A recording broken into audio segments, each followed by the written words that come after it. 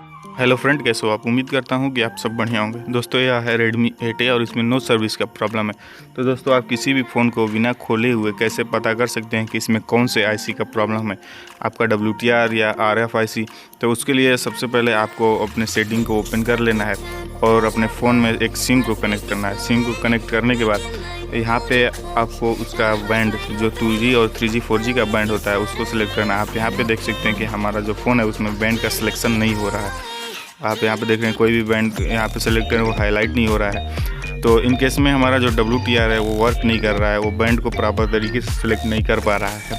यदि आपको कोई भी फ़ोन हो उसमें बैंड का सिलेक्शन हो रहा हो तो उस केस में आपका WTR सही है, बिल्कुल सही तरीके से काम कर रहा है और आपको RFIC पे काम करने की ज़रूरत है। तो हमारे फ़ोन में जो बैंड का सिलेक्शन था वो हो नहीं रहा था, तो इस केस में हम अपने WTR पे वर्क करेंगे और डायरेक्ट WTR को चेंज करके देखेंगे एक बार।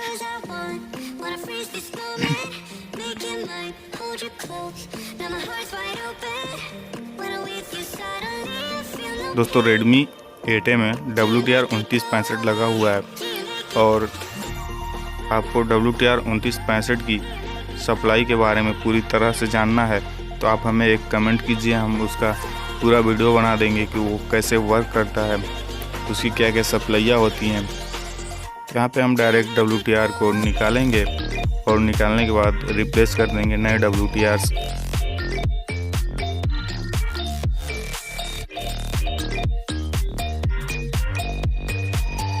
तो आप इस वीडियो में देख सकते हैं कि जो WTR है वो बोर्ड से बाहर आ चुका है और बोर्ड से बाहर आने के बाद आपको जो आईसी, जो यहाँ पे पैड था, बोर्ड में जो पैड था आईसी का, जो जिससे कनेक्ट थी, उसको अच्छी तरह से क्लीन कर लेना है। तो आइए क्लीन कर लेते हैं।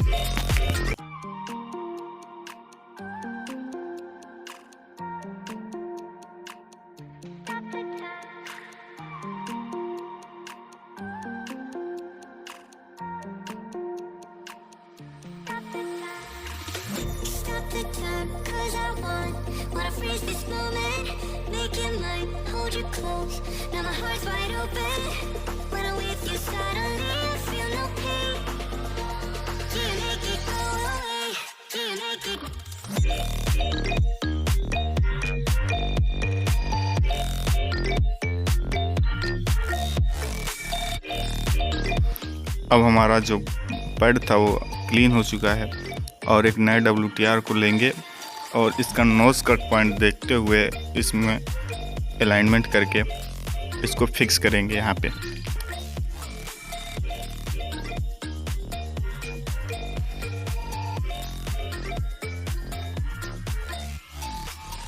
तो दोस्तों, अलाइनमेंट करते समय थोड़ा सा सावधानी बरतें,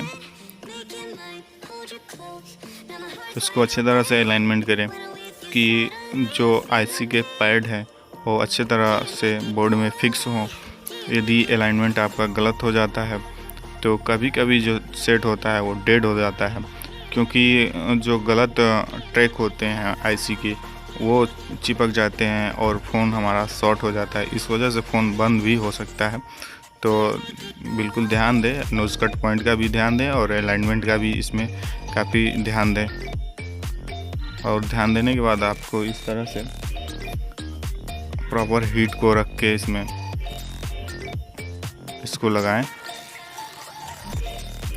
जब आपकी आईसी लगने लगे कि बिल्कुल रंग उसका स्मूथ हो चुका है तो आप उसको एक बार हिलाकर उसको फाइनल टेस्ट दें और टेस्ट देने के बाद ठंडे होने के लिए कुछ समय तक इसको छोड़ दें।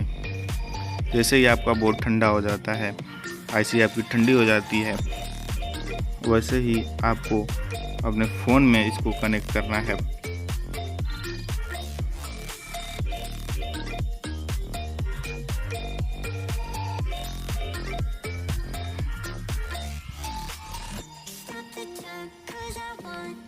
तो लगभग यहाँ पे हमारी आईसी ठंडी हो चुकी है, इसको क्लीन भी कर लिए और क्लीन करने के बाद हम एक बार बोर्ड में इसको लगा कर देखते हैं कि क्या हमारा जो प्रॉब्लम था उसका सलूशन बना या नहीं बना।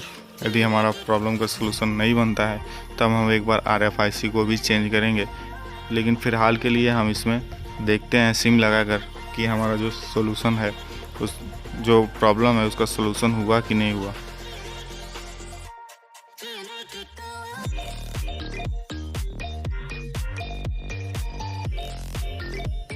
यहाँ पे सिम को लगाएंगे और पावर की को प्रेस करके इस फ़ोन का पावर ऑन करेंगे।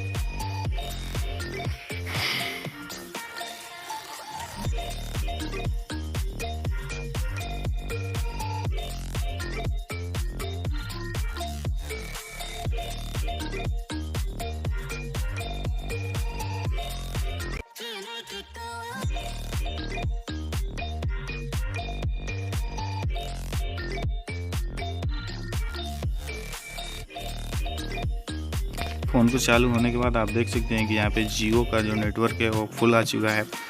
और यहाँ पे आपको इसका लॉक खोलकर एक बार मैं आपको सेटिंग में दिखा दे रहा हूँ कि क्या जो हमारा जो बैंड था वो पहले बैंड सेलेक्ट नहीं हो रहा था, अब वो बैंड सेलेक्ट हो रहा है कि नहीं हो रहा है। यदि हो रहा है तो आप समझ गए होंगे कि जो बैंड का सिलेक्शन होता है वो किस आईसी के द्वारा होता है। तो मैं इस वीडियो के माध्यम से बस आपको यही समझाने की कोशिश कर रहा था कि कैसे आप एग्जैक्ट तरीके से आप पता लगा सकते हैं कि आप में जो कौन से आईसी का प्रॉब्लम है। आप यहाँ पे आ जाएंगे और प्रीफर्ड नेटवर्क टाइप में आप देखेंगे कि यहाँ पे हमारा जो बैंड का सिलेक्शन है वो हो रहा है, वो हाईलाइट हो रहा है 2G करने पे, 3G करने पे या कुछ भी करने पे। तो यदि दोस्तों आपको वीडियो अच्छी लगे तो चैनल को सब्सक्राइब कर लें और बेल आइकन को भी दबा दें।